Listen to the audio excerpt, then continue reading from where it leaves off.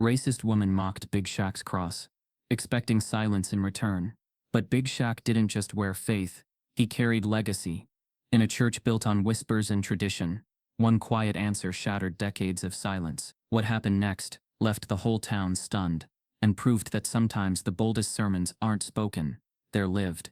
Before we deep dive into this interesting story, subscribe to our channel, and tell us where are you watching from. Share in the comments below. Shaquille Big Shaq O'Neal wasn't a man of many words, but when he did speak, the room fell still, not out of fear or authority, but out of reverence. He wasn't famous beyond the boundaries of Clover Bend, a small southern town tucked beneath the whispering oaks of Alabama, but within its dusty streets and cracked sidewalks, his name carried a certain gravity.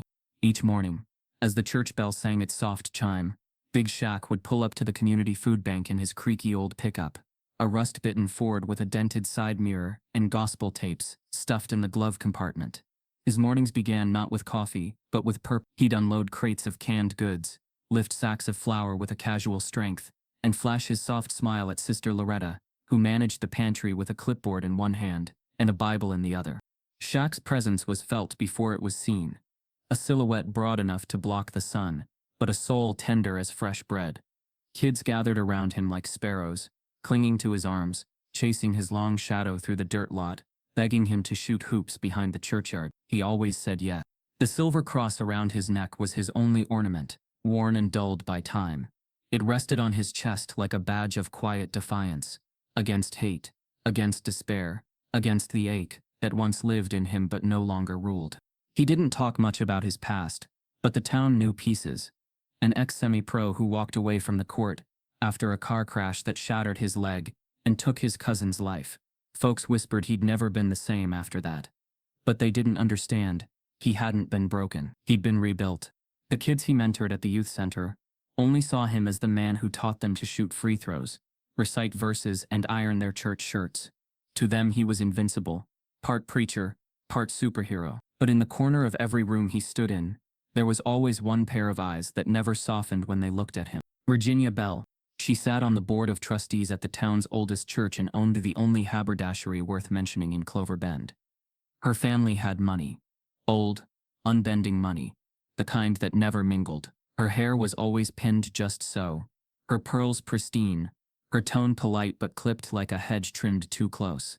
And whenever Big Shaq entered a room, Virginia would go still for just a second too long. Not out of surprise, not out of admiration, but something colder. Her smile, all porcelain and angles, would crack at the edges ever so slightly, and though her words were cordial, her gaze held the chill of judgment. Shaq had noticed her glances but never responded. He'd learned long ago the difference between confrontation and conviction. Where others might have raised their voice, he kept raising roofs, literally, like when he helped rebuild the church annex after the storm. But in a town this small, silence has a weight, and when Virginia Bell spoke at the next town meeting, the room listened. "We need to talk about leadership," she said, folding her gloved hands neatly over her handbag. "The youth center's influence is growing rapidly, and while I admire the effort Mr. O'Neal has contributed, perhaps we should be more discerning about who stewards the moral direction of our children." The room hushed. It wasn't the words alone. It was the implication, thick in the air like swamp humidity. Her words landed not as concern, but as quiet condemnation. Shaq sat at the back of the room, arms folded, cross resting on his chest like an anchor. He didn't flinch. Reverend Miles, an old friend of Shaq's and the spiritual pillar of the town, cleared his throat. "I believe the children speak for themselves, Miss Bell. I've never seen this town's youth more committed to their community, their faith, or their futures. And that's not because of a building. It's because of a man who shows up every day." A few heads nodded. A few avoided eye contact. But Virginia smiled that same cold smile and said, "I'm only suggesting we uphold tradition. We've had a certain standard for decades, and it's worth preserving." That night Shaq sat alone on the steps of the church, moonlight pooling at his feet. He rubbed the cross between his fingers, not as a nervous habit, but as if drawing heat from it. Sister Loretta found him there. She stood next to him in her oversized sweater and scuffed sandals. "She ain't God," she said softly. "I know," Shaq replied, "but she's still loud." "You don't need to shout to be heard," Loretta said, her voice tired but kind. "You just need to keep showing up. And so he did. The following week, Shaq brought 3 new kids to the center. 2 brothers with a habit of skipping school, and a girl who hadn't spoken since her mother passed. He didn't ask for their stories. He gave them jobs, stacking books, repainting the fence, washing the van. Slowly the girl began to hum when she worked. One afternoon, she laughed. It wasn't loud, but it was there. When the center hosted its annual potluck, the room overflowed with people. Some brought casseroles, others brought nothing but their kids. Shaq sat at the center table. Not at the head, that seat was left for the children. As he helped cut slices of pie, Virginia Bell walked in. She wore navy. No pearls tonight. She walked slowly, her heels clicking on the polished floor, and paused by the door. He noticed her but kept serving. Then something strange happened. She walked over to the picture board, the one covered in Polaroids of the kids, finger-painted crafts, basketball games, Sunday picnics, and she stood there, still watching. A hush fell over the room, like the first flake before a snowstorm. Shaq didn't move toward her. He stayed with the kids, helping one of the younger boys tie a crooked bow tie. But Virginia eventually spoke. Her voice was different. "This one," she said, pointing to a picture. "She's smiling." "First time in months," Shaq said, without looking up. There was a beat of silence. Then she turned and walked out. Nothing more. No apology. No change of heart. But something shifted. The following Sunday, Virginia's name appeared quietly on the list of donors to the youth center. Small but visible. Shaq never mentioned it. He never had to. Weeks turned into months. The food bank flourished. The youth center expanded. A reading corner was added. More children came. Some stayed past dusk, just to sit in Shaq's presence, saying nothing, just breathing in his quiet steadiness. He wasn't trying to be a leader. He was just trying to be faithful. One night, as he was locking up the center, a young boy named Daniel tugged at his coat. "Mr. Shaq?" "Yeah, bud? When I grow up, I want to be like you." Shaq crouched to his level. "You sure about that? I snore loud and I can't cook worth nothing." The boy giggled. "Yeah, I'm sure." Shaq smiled, the lines around his eyes deepening. "Then just remember this. Show up. Even when it's hard. Especially when it's hard." The boy nodded. And Shaq stood there a moment longer. Under the orange streetlight glow, the silver cross on his chest catching the light like a flicker of quiet fire. He wasn't loud, but his faith was. And in a town where silence once meant power, he'd rewritten the rules, with grace, with presence, and a love too big to be ignored. The annual Clover Bend Church charity auction was the kind of affair where everyone wore their best smiles and secrets like perfume. The community center was dressed in soft golden lights, tables set with checkered cloths, homemade cakes lined up like soldiers for bidding. In the center of it all, laughter mingled with the scent of pecan pie and pine-scented candles. The warmth was palpable, at least on the surface. Shaquille Big Shaq O'Neal stood by the refreshments table, quietly pouring lemonade for a group of children who had just finished performing their choir song. He didn't say much, just smiled his small knowing smile, and ruffled a few heads as they passed by. His silver cross caught the chandelier light with each movement, glinting against his simple button-down shirt.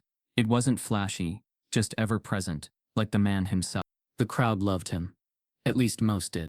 From across the room, Virginia Bell observed the scene with a practiced grace, holding a crystal glass of sweet tea, like it was an extension of her lineage. Her dress was winter rose, her brooch gleaming, her every step calculated to echo the social codes she'd grown up memorizing. She approached the circle forming around Shaq with a smile that didn't quite reach her eyes. "You do make quite the impression," she said, gently touching a linen napkin to her lips as she arrived beside him. "So tall, so visible. I always say the Lord works in mysterious ways." The compliment was just off-center enough to tilt the mood. A few people around them chuckled awkwardly, unsure of her intent. Shaq simply nodded, his smile calm but unreadable. Virginia tilted her head. "And that cross you wear, it's rather bold." She took a slow sip, then added, "Interesting choice. Not something one would expect, if you don't mind me saying." Her tone was light, even melodic, but the cut was clean. The air shifted. Across the room, Lucille, Shaq's mother, turned her head with sharp precision. She had been speaking with Sister Loretta, mid-laugh, when Virginia's voice threaded its way through the chatter like a scalpel. Her smile dropped, not in anger but in something deeper, older. Lucille had spent her entire life decoding such phrases. This wasn't about jewelry. It wasn't even about religion. It was about Shaq, about the kind of man the world still pretended didn't belong. The others in the circle fell quiet. One woman cleared her throat and excused herself to go check on her casserole. Another began to fidget with her phone, pretending distraction. But no one truly moved. The moment had glued them all in place. Shaq didn't answer immediately. He simply looked at Virginia, his expression still. His eyes, however, were sharper now. Not defensive, not angry, but present in a way that made silence feel like dialogue. Then, with the slow, measured dignity that defined him, he handed the last lemonade to the youngest boy in the group and turned back to the food table, speaking only to the child. "Take care of that one," he said gently. "It's the sweetest batch." But inside him something shifted. Not broken, not bruised, just shifted. Later that night, as the auction reached its peak, Lucille found her son standing behind the coat rack, helping an elderly man with a stubborn zipper. She waited until the moment was quiet again before she spoke. She said it where she knew it would land. Lucille murmured. Shaq looked down, tying his jacket sleeves. "Yeah, I know. You ain't gotta take that." "I ain't taking it, Mama," he said softly. "I'm watching it." Lucille nodded. She'd raised him on scriptures and steel, taught him to pick his battles like fruit, when ripe, when necessary, and he had learned. Virginia, meanwhile, moved from conversation to conversation like a well-aimed gust. Her words were all polished corners. Nothing outright cruel, just soft pushes here and there, a comment on someone's grammar, a questioning glance at a child's haircut, a story about how her grandfather used to say some folks climb into grace like it's their birthright. But tonight, something felt different. Some of those polite chuckles she usually harvested didn't come. A few people exchanged glances behind her back. Reverend Miles, whose voice had always been velvet and wisdom, watched from the pulpit turned stage with an expression caught between caution and curiosity. Near the end of the night, when the raffle winner was being announced, Shaq found himself standing near the back wall, arms folded, watching the crowd with a quiet distance. The cross still rested against his chest, but it felt heavier now, not from shame, from memory. He thought back to his high school days, the first time someone told him he didn't look like he went to church, as if holiness had a face, a build, a zip code. And later when he started mentoring, when he walked into courtrooms to support young boys who looked like him, only to be mistaken for someone on trial. That same tone, that same smile. He had worn that cross not to prove anything, but to remember his cousin Jamal, his old coach who used to say, "Let your faith be louder than your mouth," his mama, who'd kept them both afloat with prayers sewn into pillowcases. The cross wasn't decoration, it was declaration. As the raffle ended, and the music picked up, Shaq moved quietly through the crowd, giving out hugs, waving off compliments, thanking Sister Loretta for the extra pound cake she packed for him. He passed Virginia once near the door. She smiled, perfectly composed. "You have quite the fan club," she said airily, voice sweet like sugar that's gone stale. "It's charming." Shaq looked at her, paused, and said nothing. Not yet. But when he got home that night, he didn't sleep. He sat on his porch, that same dented truck parked in the gravel, the same stars scattered above like forgotten stories. The cross dangled loosely between his fingers now, not clenched, just considered. The comment hadn't wounded him. It had crystallized something. He didn't need to argue with Virginia Bell. But he did need to speak. Not for her, for the ones listening. The next Sunday, Shaq walked into the church with something different in his stride. Not pride, not anger, just clarity.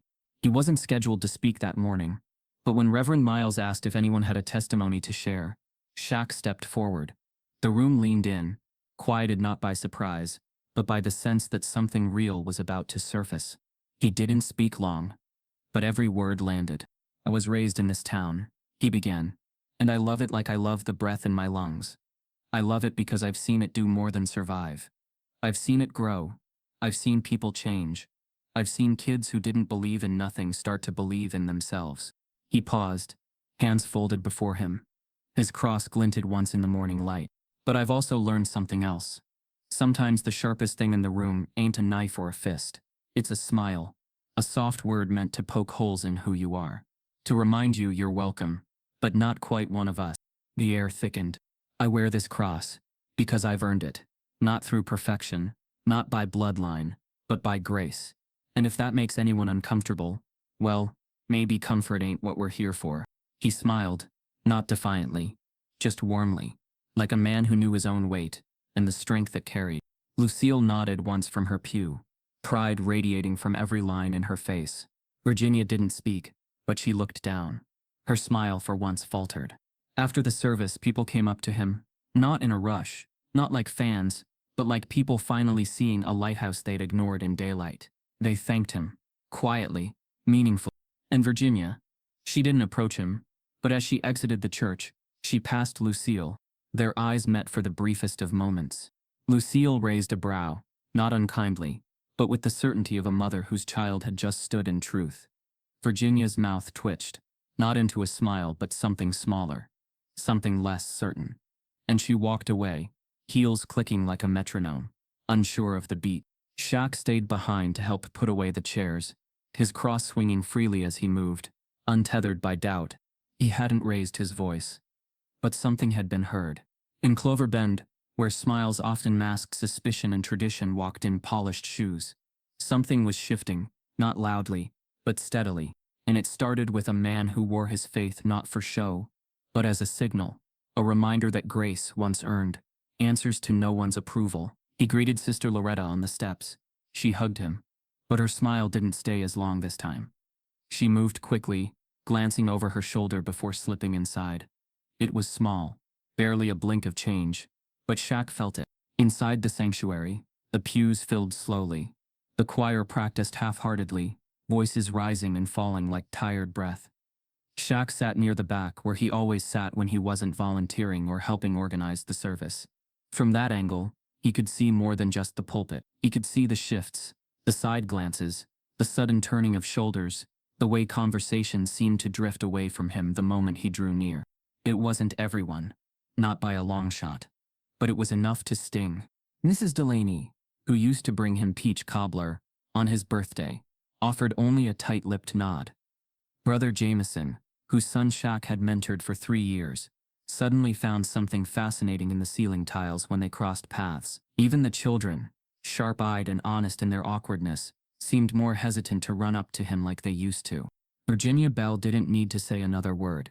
The echo of her smile, and the implications stitched within it, had done the work. It hung in the air now, not accusation, not even disapproval, but suggestion. That dangerous, slippery thing, the kind that made people doubt what they already knew to be true. He could feel it in the pews, ghosts that weren't there before. Lucille watched him from across the sanctuary. Her lips were pressed together in that same hard line she'd worn at his high school graduation. The one where she clapped louder than anyone else but never once smiled for the camera. Pride, for her, was always laced with warning. After service, Shaq walked out slowly, exchanging brief nods with a few of the deacons, most of whom still shook his hand, but didn't linger. The kids didn't follow him this time. He didn't take it personal. They were just picking up what the adults were laying down. Back home, he sat on the porch and let the warmth of the sun press into his shoulders. His cross felt heavier than it had in weeks. He took it off and laid it on the table beside him, tracing the grooves with his thumb. He thought of his uncle. Uncle Ray had been the first man Shaq ever saw wear that same cross. Back when Shaq was no taller than a broomstick, and just as thin, Ray had been a towering figure, full of laughter and thunderous opinions, the kind of man whose voice could fill a house even when he wasn't angry. But one summer, Ray had just left. No goodbye, no warning. One day he was leading the men's Bible group and giving out wisdom like candy, and the next he was gone. Lucille never spoke much about it, just said Ray had his reasons. Shaq remembered one afternoon when he was about 10, sitting on the steps of the porch with Ray after church. His uncle had taken off his own cross and handed it to Shaq just for a moment. "Don't wear this unless you mean it," he'd said. Shaq hadn't understood at the time. He thought faith was about going to church, reading your Bible, doing the right thing. But Ray had worn that cross like it was a warning sign to the world, as if it said, "I belong, and I dare you to say otherwise." That night, Shaq knocked on his mother's door just as she was winding down for bed, a satin scarf already wrapped around her head, cocoa butter on her hands. "Mama," he said quietly, "why'd Uncle Ray leave?" Lucille didn't look surprised by the question. She sat down at the kitchen table, motioned for him to sit across from her. Ray left because he saw the walls before the rest of us did, she said. He saw how a town can smile at you while it builds fences behind your back. Shaq looked down at the cross still in his hand. You think that's what this is about? A fence? Lucille leaned forward. That cross? She tapped it lightly. That ain't jewelry, baby. That's armor. Your uncle never wore it without reason. He earned it every day in ways people will never thank him for. He wanted to ask more, but there was a tiredness in her voice that said enough. In the weeks that followed, the air in Clover Bend didn't return to what it was. The church bulletin still listed him as a youth mentor, but his name was suddenly smaller in font, placed beneath other volunteers. At the food bank, the board meeting got moved, and no one told him. At the community garden, someone else was put in charge of Saturday cleanup, a task Shaq had done faithfully for 3 years without fail. It wasn't exile, it was erosion. The whispers that started in the pews followed him through the grocery store aisles, into the gas station, through potluck invitations that never came. No one ever said it outright. No one ever accused him of anything. But suspicion didn't need proof to survive. It only needed repetition. He started dreaming again, about his uncle. Dreams where Ray stood at the edge of the woods, back turned, saying nothing. Dreams where the cross was a key, but the door kept changing. And through it all, Shaq kept showing up. He ran drills with the boys behind the church. He brought food to a family whose father had lost his job. He fixed the broken lock on the pantry freezer. Every gesture, every act of care, became a kind of protest. Quiet, patient, persistent, but he could feel it. He was being watched now not with admiration, but with suspicion.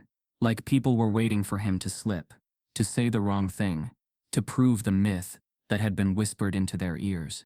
Late one evening, as he closed up the youth center, he found a note tucked into the doorframe. It wasn't signed. Sometimes the ones who shine too bright get burnt first. Be careful. He stood there in the silence of the empty hallway, rereading the message. It wasn't a threat, it was a warning. Or maybe just a Shaq pocketed the note and sat down in the back office. He looked around at the photos of smiling kids, the trophies on the dusty shelf, the old beanbags that needed restuffing. This space had been his refuge. Now it felt fragile. He thought of leaving. Just once. The thought slipped in like a cold draft under the door. Maybe start fresh somewhere else. A new town, where people didn't already have stories written about you before you walked in the room. But then he thought about the kids. About the little girl who had finally started speaking. About Daniel, who had begun reading out loud during tutoring without stuttering.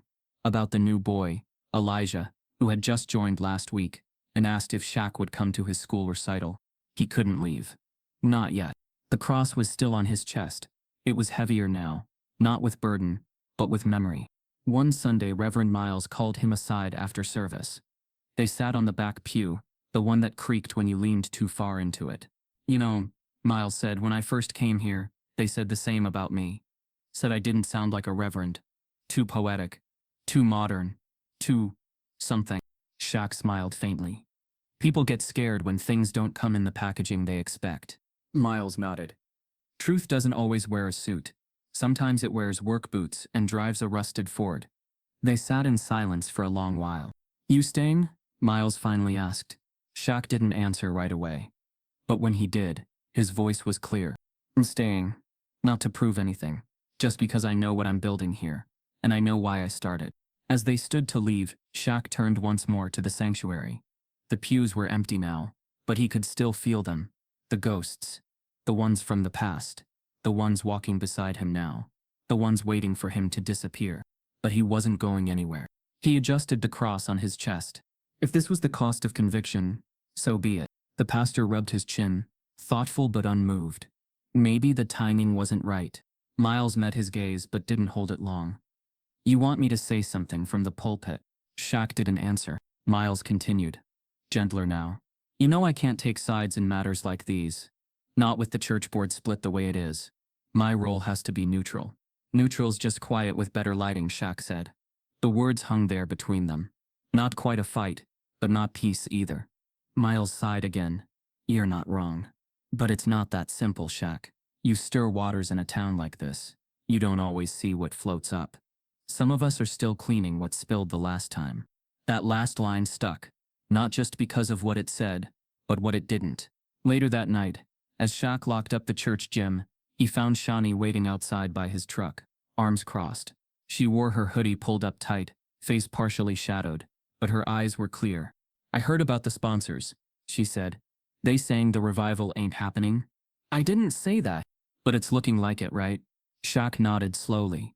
"It's looking like it." Shawnee chewed her lip, then shook her head. "This place ain't changed. Just got better at pretending." He turned to her. "You okay?" "I'm fine," she said quickly. "But I know what it feels like when a room gets quiet, 'cause you walked in. Been feeling that all year at school. Didn't think I'd feel it here too. That hit different."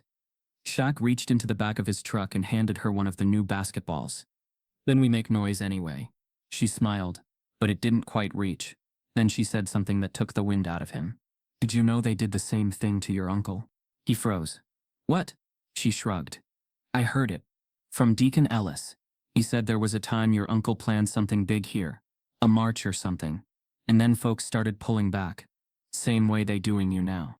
Shaq hadn't expected that. It wasn't even a rumor he'd heard growing up. All he knew was that Uncle Ray had left. Disappeared from the pews and the dinner table. His name reduced to a hum. Lucille didn't sing anymore. The next day, Shaq found Deacon Ellis sweeping up the front of the church. A quiet man with sharp eyes, and a limp that told stories no one asked about. Shaq helped him bag the leaves, and after a few silent minutes, he asked, "You knew my uncle?"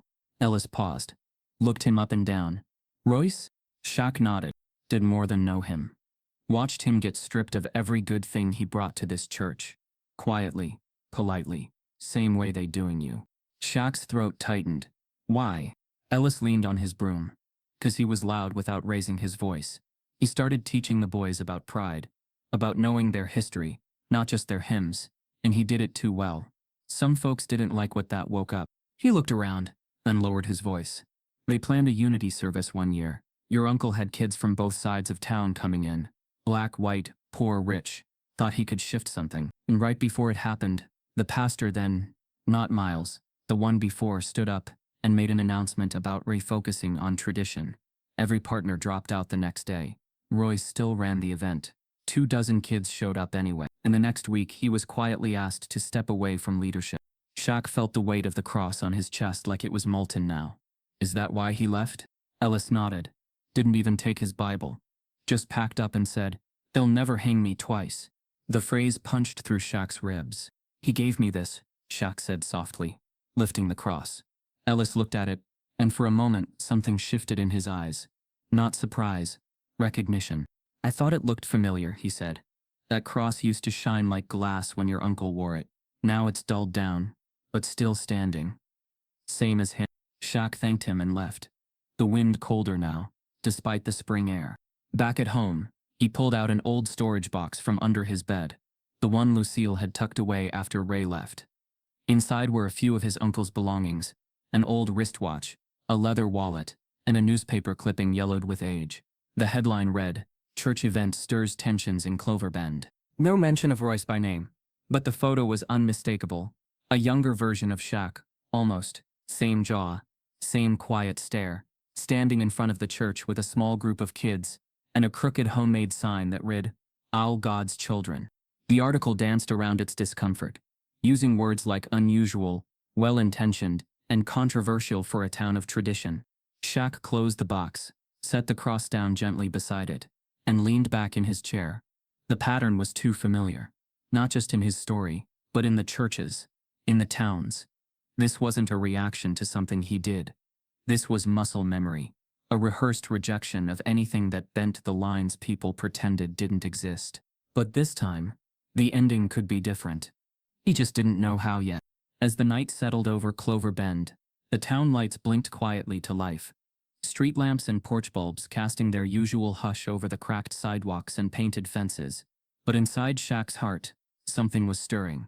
Not rage, not despair, resolve.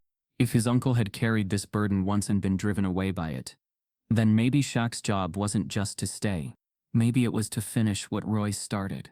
Shaq stood near the back doors, not in his usual spot behind the food line or tucked by the supply shelves, but centered, steady, holding a warm pitcher of lemonade and a quieter kind of resolve.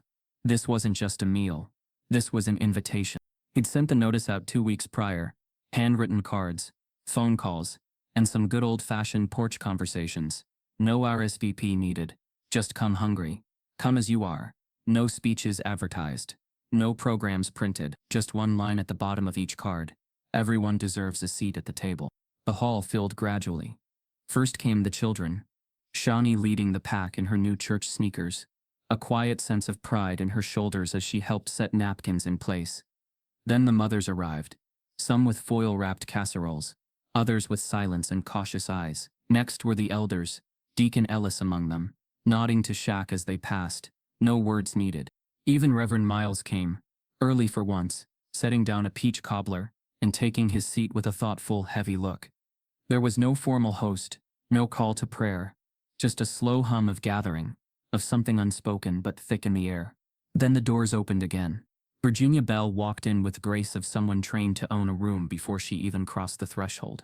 A cream shawl wrapped around her shoulders, white gloves still on, face composed into that careful mask that had survived years of church galas, donor events, and closed-door decisions. She paused as the quiet greeted her, not silence in rejection, but silence in reverence. Because by then, everyone knew something was coming. Shaq didn't greet her, didn't turn toward her, but he felt her arrival in the shift of the room, like the temperature had risen by just a degree. He stepped forward, finally setting the lemonade down, and raised his hand gently. No microphone, no platform, just his voice. Calm and clear. "I want to thank everyone for coming tonight," he began. "I won't take long. I know the food's too good for sermons." A few chuckles stirred, light but real. "I want to tell a story," he continued, eyes scanning the room but never settling on any one face. "Not about anyone here, just about a boy. A boy who used to come to this church, same as y'all, decades ago." The room held still. This boy. He wore a silver cross. Not for decoration, not for fashion. He wore it because someone told him faith could be his armor, that it meant he belonged, that no one could take that from him. He paused. The lights overhead swayed gently. But one day, that boy stood up, spoke from the heart, spoke the kind of truth that doesn't sit easy in pews, when those pews are more worried about tradition than transformation. No one moved. Shaq didn't have to raise his voice. The weight of his words did the lifting. And they told him in small ways, in quiet ways, that he didn't belong. They didn't say it with fists. They said it with invitations that stopped coming, with whispers behind hymnals, with meetings moved to rooms he didn't know about. His voice didn't waver, but his chest felt like it was pressing against every word. And so the boy took off that cross, left it behind, left this place, and his story almost went with him. He looked down at the silver cross in his palm. Royce's cross, the one dulled with age, but burnished by truth. But truth don't stay buried. It has roots. Then he looked up, and now another boy wears this cross. A little older, a little bigger, but with the same heart. And this time when the whispers came, he didn't run. He stayed, not to be loud, just to be heard. His gaze swept the room again, then finally landed on Virginia. "I don't tell this story to shame anyone. I tell it so we stop pretending it didn't happen. So we stop treating silence like grace. Because this," he lifted the cross slightly, "this means something. Not because it's silver, but because it was earned. With wounds no one saw, with love no one thanked, with courage no one remembered. Until now." He stepped back, just a half step, let the quiet bloom. Virginia hadn't moved. She stood near the end of the first table, gloved hands clenched around her purse. Her face was still, but something behind the eyes shifted. Not collapse, recognition. Shaq walked back toward the food line. No applause followed. No response needed. The silence that came now wasn't uneasy. It was reverent. People started passing the dishes around. Mac and cheese, yams, cornbread. Someone laughed softly. A baby cried. Reverend Miles bowed his head in silent prayer. Shaq didn't sit right away. He stepped outside onto the front steps of the church, where the evening light was folding into dusk. The air smelled like pine and pie crust, peaceful. Behind him the hall began to buzz again, laughter returning slowly, like something released, a breaking of spell. Then footsteps approached from behind. Virginia. She didn't speak at first, just stood beside him, watching the sky. Her gloves were off now, tucked into her clutch. Her hands were wrinkled. veined, fragile. You didn't say his name, she finally said, voice soft. Shaq didn't look at her. It didn't have to. She nodded slowly. I remember that day, she said after a pause. Royce shouting. Charles. Trying to keep order. That's what he called it. Order. Shaq's jaw tightened. Order isn't always justice. I know, she said, and for once there was no edge to her voice. They stood in silence again. I mocked your cross, she said. Because I thought I'd buried that chapter. Because I thought forgetting made it better. Shaq turned to her finally. Forgetting just makes it easier for it to happen again. Her lips trembled. I don't know how to fix it. It's not about fixing, he said. It's about facing. She blinked, slowly, then turned back toward the hall. You fed them, she said half to herself. Even the ones who still whisper behind their hands. Even me. Shaq shrugged gently. Everyone deserves a seat. Even if they're not ready to sit in truth yet. Then he walked back inside. The tables were full now, of conversation, of memory, of the beginning of something new. He sat beside Shani, who handed him a plate already stacked with food. You did it, she whispered. Shaq looked around the room. No, he said. We did. And in that moment, the silver cross didn't burn. It shined. Shaq hadn't been there in years. Not since his high school senior paper. A half-hearted attempt at local history that barely scratched the surface. But now he walked in with a different mission. A different urgency. The kind that comes when you realize the ground you're standing on might have been poisoned before you were ever born. Miss Ada Jenkins, the archivist, sat behind the counter with her hair pinned in the same bun she'd worn since the 80s, and her glasses tethered by a beaded chain. When she looked up and saw Shaq, she paused, blinking once like she was trying to place him. Royce's nephew, she said. Not a question. Yes, ma'am. She stood slowly, her joints stiff, and motioned for him to follow. I figured it might be you, one of these days, she murmured as they walked. That cross don't fall into hands by accident. She led him past shelves of brittle books and into a narrow back room. No windows, just a flickering light overhead, and rows of filing cabinets with thin, tarnished handles. She opened the third drawer from the bottom, ran her finger across a row of carefully labeled folders, and pulled one free. Here, she said. You'll want to read it slow. The folder was thinner than Shaq expected, but when he opened it, the first thing he saw was a headline printed in faded ink, the letters crooked from old typesetting. Church scuffle after colored boy shouts back. His throat tightened. The date was June 14th, 1969. The article was only half a page long, but every word landed like a brick. According to the brief write-up, a disruption had occurred during a church leadership meeting when a young colored man had responded with raised voice and emotional outburst after being cautioned against promoting political rhetoric in church spaces. That boy was Royce O'Neill, his uncle, the man who'd cautioned him. Deacon Charles Bell. Shaq stared at the name. It didn't just jump out, it screamed. Bell. Virginia's husband, now dead, but apparently still haunting the sanctuary in silence and shadow. The article ended with a quote from then-Pastor Elijah Crane. We regret the disruption and hope to return to a focus on fellowship and tradition. That word again. Tradition. Shaq leaned back in the chair, eyes locked on the paper, the edges crumbling slightly between his fingers. It wasn't a scuffle. It was erasure. Royce hadn't been violent. He'd spoken up, and in doing so, he'd triggered a system built not to listen. Now the past clicked into place with cruel precision. Virginia's smile. Her calculated jabs. The way she had looked at him, not just with disdain, but with familiarity. She wasn't reacting to who he was. She was reacting to who he reminded her of. Shaq. Royce. The same blood. The same spine. The same cross. She hadn't mocked his silver cross out of ignorance. She'd mocked it because it burned with memory, with guilt, with the things she and her late husband had worked so hard to suppress. Miss Ada sat quietly across from him as he read, her hands folded neatly in her lap. When he looked up, she met his gaze. I kept it because I knew someday someone would come asking. It's not the only one, either. There's more, but that's the piece they tried to bury.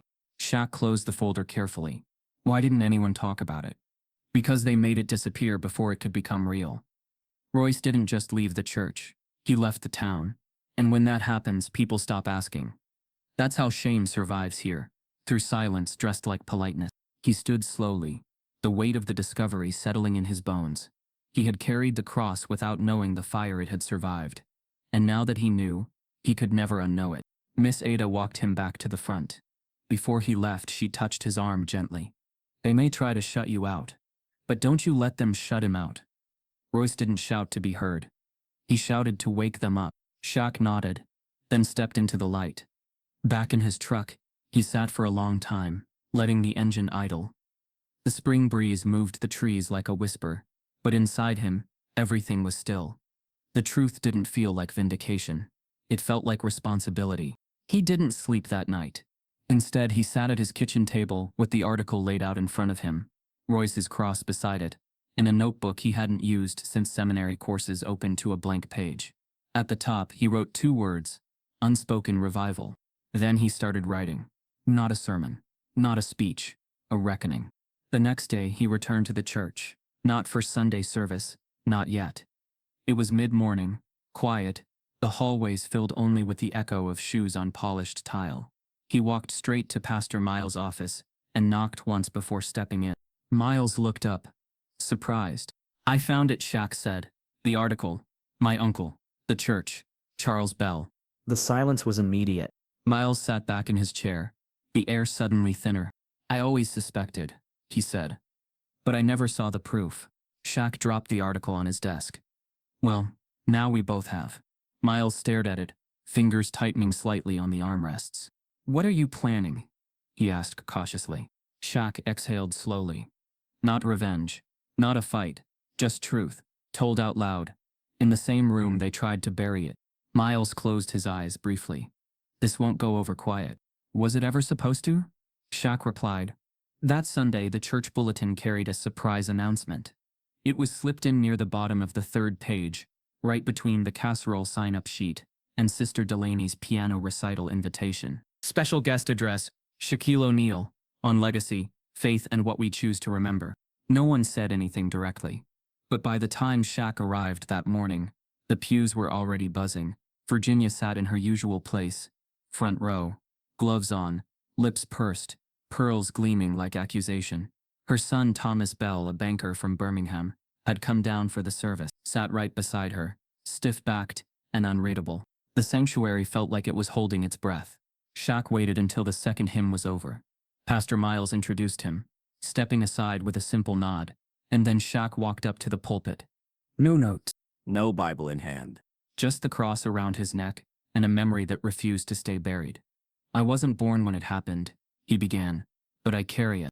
He looked across the pews, no anger in his voice, just steel wrapped in softness. My uncle stood right here decades ago, and tried to tell the truth, not a political one, a personal one, a faithful one, and they silenced him. He held up the article. They called it a scuffle, said he disrupted tradition. But what he really disrupted was comfort. Because comfort is a story you tell yourself when you don't want to deal with someone else's truth. People were shifting in their seats now. Some looked down, others leaned in. My cross belonged to him. It wasn't an accessory. It was armor, because he had to wear his faith through their doubt, through every sideways glance, every whisper, every door that closed a little faster behind him. He paused, letting the weight settle. And when I was mocked for wearing it, it wasn't just about me, it was about history. A history someone didn't want remembered. He turned then, looking directly at Virginia. I don't know what Charles Bell saw when he looked at Royce, but I know what you see when you look at me. And I know why it stings. Her face didn't flinch, but her hands tightened around the prayer book in her lap. I'm not here to shame you, or ask for permission. I'm here to finish what he started. A hush fell over the room, not empty silence, filled silence, the kind that buzzed under the skin. Shaq stepped down, walked back to his seat. Reverend Miles stood slowly, clearly shaken, but his voice found its footing. Let the church say, Amen. The congregation answered, but softer than usual. Some voices were cracked, others held back, but the sound was real. After service, people approached Shaq. Not all, not even most, but enough. Some offered quiet words, others simply touched his arm. No fanfare, just presence. Virginia stood in the foyer with her son. She didn't speak to Shaq, but she looked at him, long and hard, and for the first time she didn't smile. She nodded once, small, controlled, but it was something. Shaq didn't need her apology. The truth had been spoken, not with fire, but with the silver that burned. She didn't come back the next Sunday. Not the one after either. For a woman like Virginia Bell, punctual, polished, always seated in the first pew by the third chime of the morning bell, her absence echoed louder than her presence ever had. Some whispered. Others speculated. A few said nothing at all, as if naming her absence might invite something uncomfortable. Shaq noticed, of course, but he didn't speak on it. He kept showing up, same as before. He swept the church gym on Wednesdays, restocked hymnals on Fridays, ran drills with the kids after school. There was a stillness in him now, but not a hollow one. It was the stillness that comes after a storm has finally spent itself. Then one morning, the letter appeared. It was folded once, placed carefully in the offering plate between a crumpled $5 bill and a check from Sister Delaney. No envelope, no name on the outside. Pastor Miles found it while counting donations, and paused, drawn more by the way it was placed than the paper itself. He didn't read it. He brought it straight to Shaq. "I think it's meant for you," he said, handing it over without explanation. Shaq didn't open it right away. He sat with it in his palm, just feeling the weight of it, as if the paper had been soaked in memory. He waited until evening, until the last of the sun had tucked behind the pines, and the porch light cast its soft circle of amber across his steps. Then he opened it. The handwriting was unmistakable, neat, angular, and written with the same control that had shaped Virginia's voice for decades. But this wasn't a performance. There was something raw tucked between the lines, like someone trying to bleed without making a mess. "I suppose disappearing was cowardly. But you deserved space I couldn't yet give. I have no excuse, only reasons. I mocked you because I was raised to fear men like you. Not because you were dangerous, but because you were undeniable. I was taught that tradition was safety, that if I kept my posture in my place, I'd be protected from the truth that ran through this town like a fault line. But then you walked in with that cross, his cross, and everything I buried surfaced. I watched your uncle speak with fire and be punished for light. And I said nothing. I sat in the front row while my husband silenced him, and I stayed silent too. I didn't mock the silver, I mocked the mirror it became. You wore what I helped destroy. And for that I cannot offer you an apology that would matter. But I can offer you this. You were right, and he was right, and I will not sit in the front row again, until I know I can look that truth in the eye." There was no signature, but there didn't need to be one. Shaq folded the letter gently, the same way he'd once folded his cousin's funeral program, or the corner of his Bible page when his hands couldn't stop shaking. He didn't tell Miles. He didn't tell Lucille. He didn't even tell Shawnee. He placed the letter in a small wooden box where he kept things that didn't belong to time. Roy's photo, a wristband from the first youth event, a note from one of the boys that said thanks for not giving up. Then he sat down on the edge of his bed, hands resting in his lap, and closed his eyes. He didn't cry, but something inside him unclenched. Forgiveness isn't always loud. Sometimes it arrives like rain after a long drought, not enough to flood, but enough to soak the roots. He didn't forgive her for her sake. He forgave her because if he didn't, the story would remain hers. And this story, finally, belonged to him. It was planting day, not just for vegetables, but for something else, something deeper. Shaq stood in the middle of it all, sleeves rolled up, palms dirt-streaked, showing a small group of kids how to space the squash seeds, so the roots had room to stretch. They watched closely, some crouching too low, others impatiently digging before he finished speaking. But none of it mattered. They were learning. They were here. They were growing. Lucille watched from under the shade of the old magnolia tree, arms folded, her sun hat tilted just so. Her eyes followed Shaq, proud but quiet, like a woman who had finally seen the prayer she once whispered into a crib, take root and rise. The space behind the church had been unused for years. Just a patch of overgrown brush, forgotten after the annex construction was shelved. But now it had purpose. A dozen raised beds stretched across it, labeled with hand-painted signs. Hope greens, justice beans, peace peppers. Shawnee had named them all, naturally. Her humor softened now, her edges gentler, like someone who'd walked through fire and learned how not to burn. Shaq knelt near the marigolds, showing one of the younger boys, Micah, how to dig a shallow trench. As he reached for the trowel, he felt a small tug at his sleeve. He turned. A boy no older than 5 stood beside him, thumb hooked in his overalls, eyes wide and curious. His name was Caleb, new to the church. Shy, quiet, always clinging to his older sister's hand. "What's that?" the boy asked, pointing not to the garden but to the silver cross resting against Shaq's chest, catching sunlight like it was made for it. Shaq looked down at it for a long moment. He took the cross gently in hand, rubbed a thumb over the worn edge. "This," he said, his voice soft, "this belonged to someone strong. Someone who never stopped believing he belonged." Caleb blinked up at him, clearly unsure what that meant. Shaq smiled. "It's kind of like armor," he added, "but the kind you wear inside first." The boy nodded slowly, accepting the answer without fully understanding it. Then he reached down and handed Shaq a seed. Shaq took it, pressed it gently into the dirt, and patted the soil over it. Shani, watching from a few feet away with a watering can, wiped at her cheek and pretended it was just sweat. By noon, most of the beds had been filled. Rows of green beans stretched like spines. Tomato stakes stood upright like promises, and signs of life dotted the garden in cautious colors. But more than that, there was a feeling, a stillness that wasn't quiet, but settled, like the town had exhaled something it didn't even realize it was holding. Sister Loretta arrived with lemonade and slices of peach cake, her laugh echoing across the lot as she told Reverend Miles to get his city shoes off the garden rows. Deacon Ellis wheeled in a bag of compost and waved off help with a grunt. Even Brother Jameson, who'd kept his distance for weeks, showed up with a shovel in the back of his truck, saying only, "Heard y'all needed a hand." They were all coming back. Not in a flood, but instead. Even those who hadn't spoken at the dinner, who hadn't touched Shaq's shoulder or said thank you, had started to return in small, quiet ways. A nod in the grocery store, a folded bulletin left on Shaq's chair. A child, once hesitant, now running to greet him after school. Something had changed. Not because the town was suddenly better, but because it had been seen. Later that evening, after the sun dipped low and the garden was blanketed in twilight, Shaq sat alone on the edge of the raised bed near the back fence.